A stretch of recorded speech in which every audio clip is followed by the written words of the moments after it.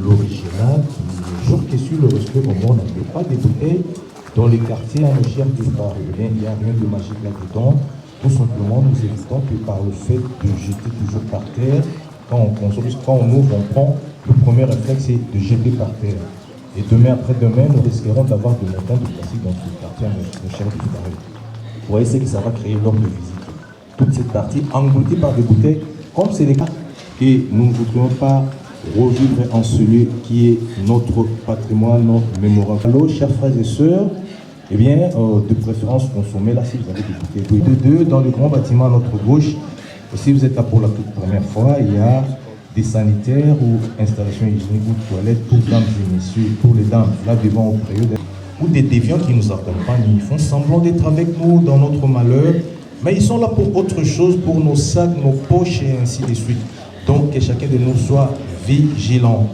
Merci encore une fois, chers familles, parents et amis, frères et sœurs, de votre compréhension, mais aussi surtout de votre étroite collaboration. J'introduirai ce mot d'accueil relatif à l'inhumain Joseph par cette citation qui nous dit ceci, je cite: « J'ai combattu le bon combat, j'ai achevé la course, j'ai gardé la foi. Désormais, la couronne de justice m'est réservée. Le Seigneur, le juste juge, me la donnera dans ces jours-là. Et non seulement à moi, mais encore à tous ceux qui auront aimé son avènement. » Fin de citation, c'est d'après la deuxième épître de l'apôtre Paul à Timothée, au chapitre 4, du 7e au 8e verset. Chères familles, parents et amis, frères et sœurs, votre présence sur cette place de l'éternité, dans cette belle cité de la nécropole de Kinshasa, notre patrimoine mémorial commun, tous en vos grades et qualités, est un point d'honneur, un signe d'amour et d'amitié, voire un attachement au précieux souvenir du révérend pasteur Papeti Kati Joseph, lequel souvenir raffermit certainement la mémoire de son personnage parmi vous. Le révérend pasteur Joseph Papeti a su et eu le temps de faire son personnage en peignant sa vie d'amour et d'amitié, des enseignements bibliques, travail bénévole et des actions sociales pour le bien et le bonheur de beaucoup d'entre vous. Comme il est seul, celui qui l'a fait de cette terre, l'avait placé sur cette terre, vient de le rappeler de cette terre. Eh bien, chers familles, parents et amis, Joseph Papeti Imba, je vous remercie. Et merci, nous allons nous mettre debout et nous aligner derrière les corbillards, accompagner son nom, notre cher Laurent, pasteur de à sa dernière merci. On chez vous, et surtout, l'espérance suit les journées. Merci.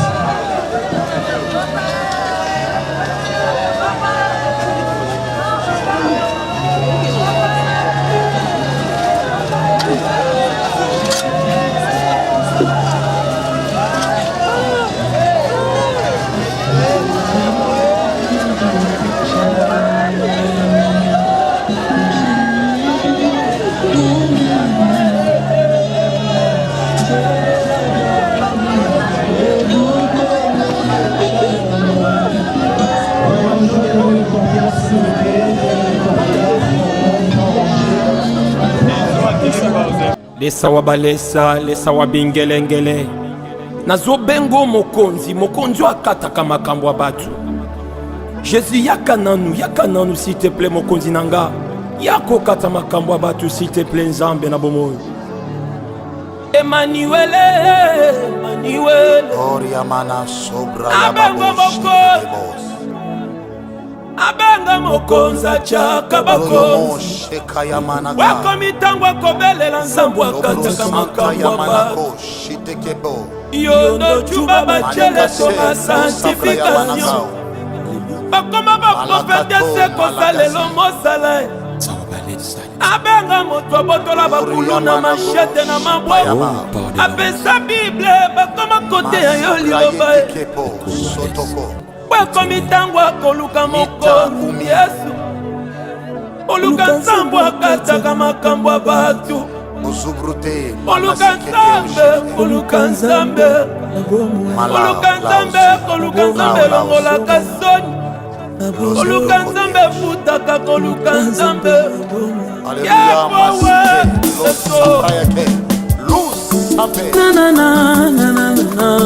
Yesu wabatesi, esa wabalele. Yesu. Chineke, Chineke, Chineke. Chineke, Chineke, Chineke. Tueli yo awa, zambalole, zambalole. Tueli yo awa, zambalole, zambalole. Yakoluka na kokila, papa bana, papa bana. Yakoluka na bangomba, mona pie, mona pie. Yonde décision finale, papa bana, papa bana. Papa Robine alola, Amina, Amina. Sabena la lela libanga, sabena pole la bambula. Amina, Amina, Amina, chamu chamu yako.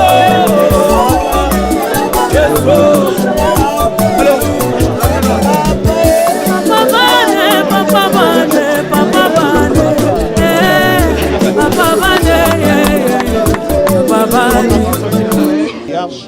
akoyeba koloba oyo esengeli po toyeba conclure cérémonie ya lelo nyonso mpona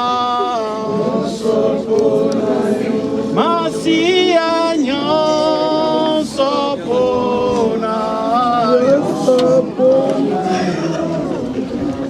lelo nape sielaka kosalela nasepeli kosalela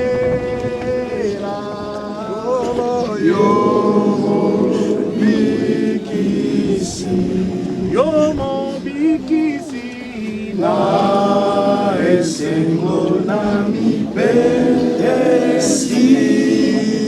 mobimana kolo Yesu kamata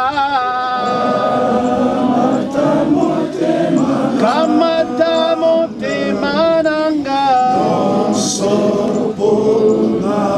ezali ya yo yawe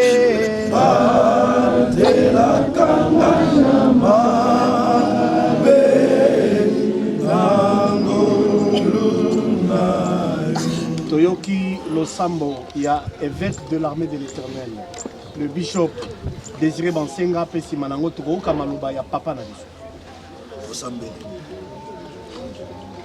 yawe nzambe na biso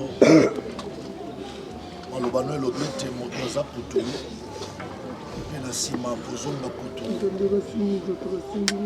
molimo ekozonga epai toyekopesa merci mpo na circonstance oyo permettre na libota na biso mpe na lingomba na biso yo opesaki biso mosali na yo bapeti Joseph lelo ose décidé oretire ye topesi yo lokumu parceke yo ndo instituaki nzela ya kufa po milimo na bato ezonga epai na ye tozotika nzoto na ye na mabele conformément na maloba na yo tosambeli yo osenzela afin que na nsima na biso bareste na ye ezala gardé par tes saints anges couvert par ta grâce au nom de Jésus-Christ qui nous a posé la laisser quoi ya bayeba Yesu bongo abima na mabele pona kokutana na yo na mapata merci pona bolu merci pona mitema oyo ezoki yo moko ozokisaka mitema me yo moko mpe obongisaka mitema wana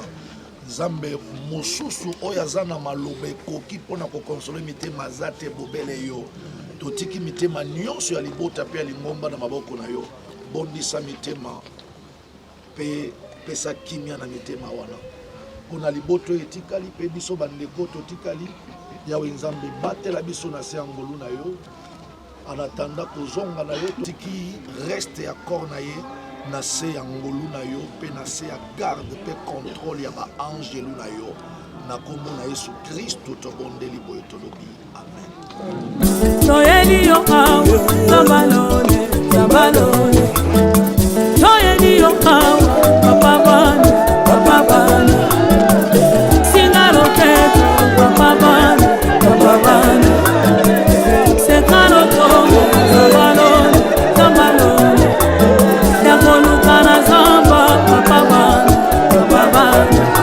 yakolukana moki papa bana balone asolalone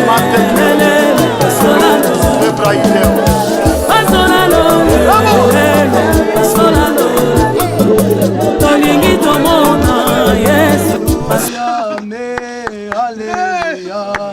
Alléluia, Alléluia, Yaseko, Alléluia, Alléluia, Alléluia, Alléluia, oh Alléluia, Alléluia, Alléluia, Alléluia, Yaseko, Alléluia, Alléluia, Alléluia, Alléluia. Oh Yesu mwana Nzambe, oh Moïsela, Yesu mwana Nzambe, oh Moïsela, Yesu mwana Nzambe, oh Moïsela, Yesu mwana Nzambe, oh Moïsela. Oh moyoku faki bonanga, oh Moïsela, tikana betelo ta maboko nanga, oh Moïsela ya seko. Yesu mwana Nzambe, oh Moïsela, mwana Nzambe.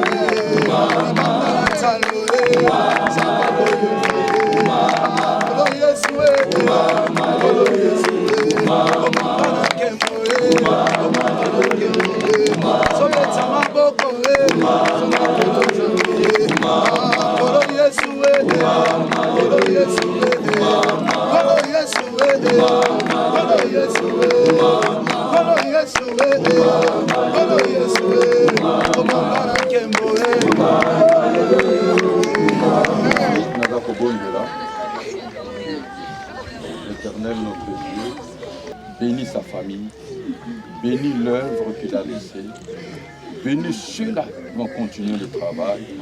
Au nom de Jésus, nous disons Amen, Amen, Amen. Amen, Amen, Amen.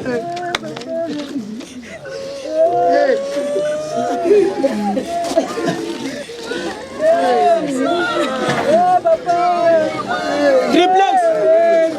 Triplex! Papa! Papa!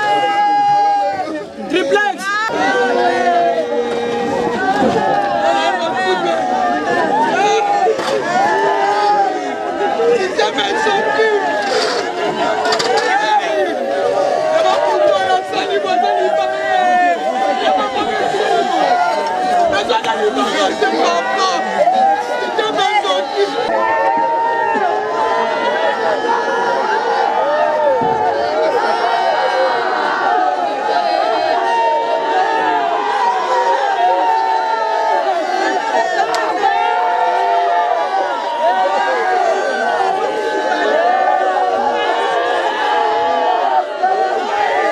Carro